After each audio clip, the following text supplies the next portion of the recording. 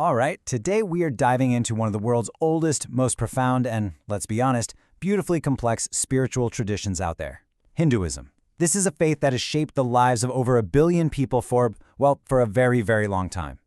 And when I say a long time, I'm not kidding. We're talking about roots that stretch back over 4,000 years. Just think about that. It's like this incredible, ancient tapestry of philosophy, mythology, and practice that's been continuously woven through pretty much all of recorded history. So that leads to the big question, right? How do you even begin to wrap your head around something so vast? It can feel a little intimidating. But hey, that is exactly what we're here for, to give you a clear, structured journey right into the heart of this amazing, enduring faith. To make sense of it all, we've broken it down into 5 key areas. First, we'll look at its ancient origins. Then, we'll jump into the core beliefs that are its foundation.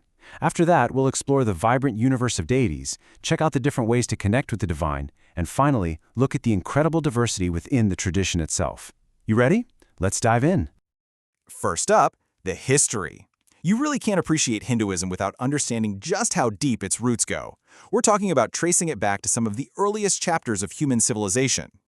Now, what's so fascinating here is how you can see this continuous evolution. It starts with these whispers from the ancient Indus Valley civilization. Then comes the Vedic period, where these foundational sacred texts, the Vedas, were composed. This is where you first see core ideas like karma starting to take shape.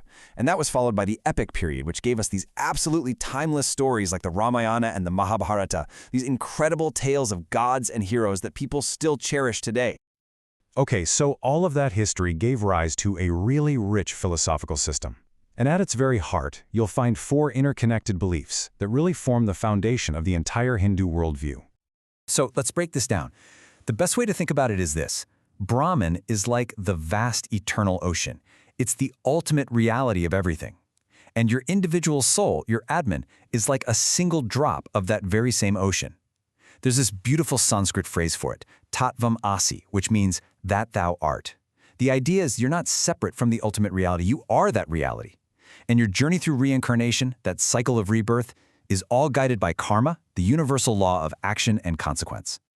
And let's get one thing straight about karma. It's not really about luck or some kind of divine reward and punishment system.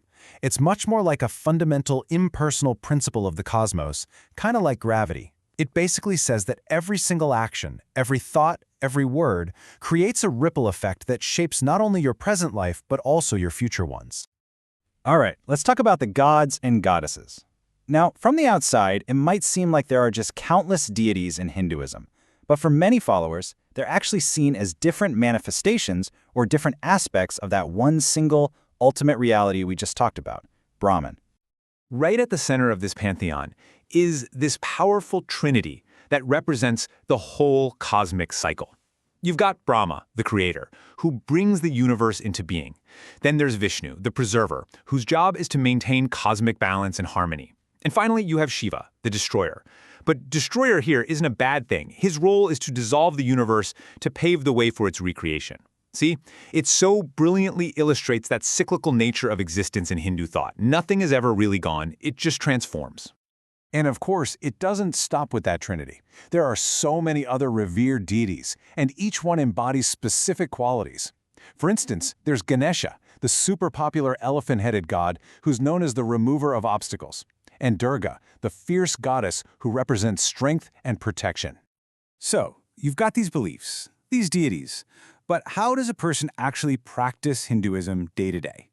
Well, the tradition offers a whole bunch of different pathways to connect with the divine, and they're all guided by sacred texts and rituals that go back centuries.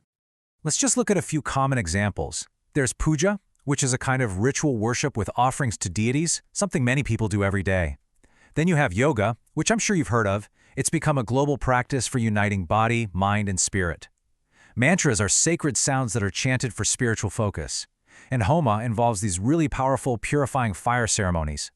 The key thing to get here is the flexibility. There's no single right way to practice, which allows for a really personal connection to the divine.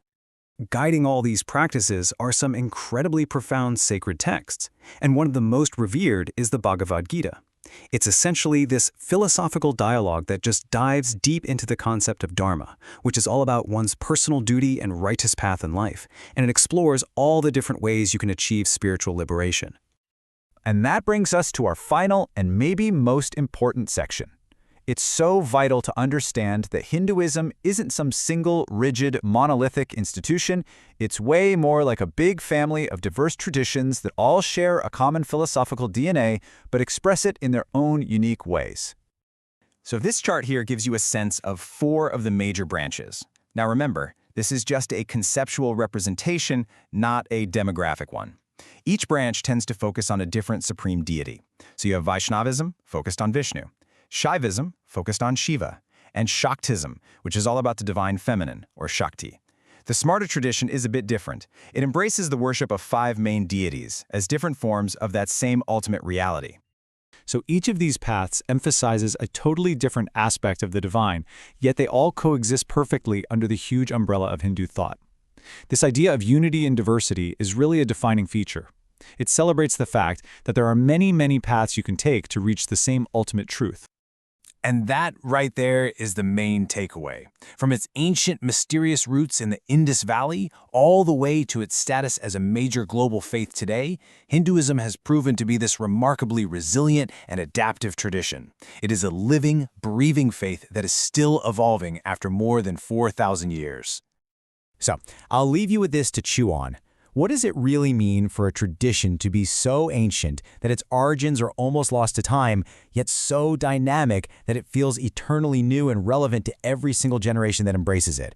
It's that beautiful, enduring paradox that lies right at the very heart of Hinduism.